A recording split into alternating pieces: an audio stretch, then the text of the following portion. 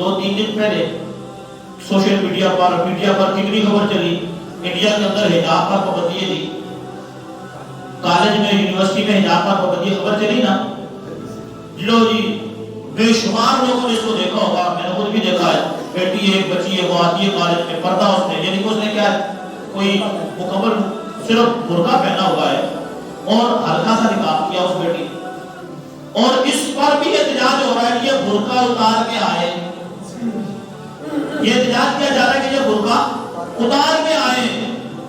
अब एक बात याद रखें कि मुसलमान औरत जो है ना, मुसलमान औरत, उसका अमल जैसा मर्जी हो,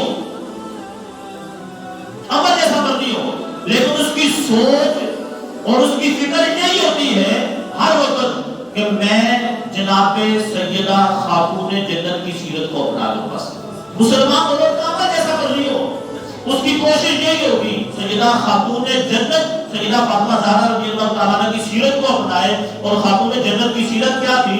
सारी जिंदगी पर्दा किया, यहाँ तक कि सूरज को भी अपने बाल नहीं दिखाए, यहाँ तक कि जब चारपाई गई, जनाजे की चारपाई गई, तब भी उसको पर्दे में था कि अंदर कफन नजर ना आए। और कुर्बान जाए जनाब नबी पाक अलैहिस्सलाम इरशाद फरमाते हैं, कल क़यामत वाले दिन हर बंदा जन्नत में जाने के लिए पुलसरात को पार करके जाएगा। जब खातून जन्नत की बारी आएगी ना, फिर होगा क्या? रब की तरफ से एक आवाज लगाने वाला आवाज लगाएगा, ए अहले महशर, अपनी आंखें बंद करो, नजरें झुका लो, खातून जन्नत सैयदा फातिमा ज़हरा पुलसरात को पार करने लगी है। सुभान अल्लाह। कल क़यामत वाले दिन भी ये एहसास मिलेगा। इसलिए मुसलमान औरत की ख्वाहिश है, वो चाहती ये है कि मैं खातून जन्नत की सीरत को अपना लूं।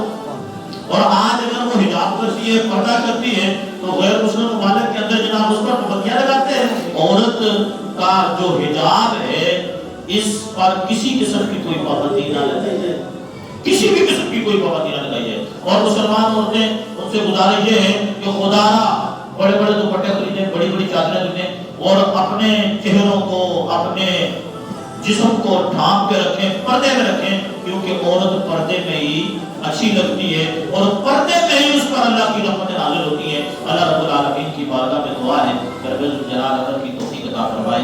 आमीन।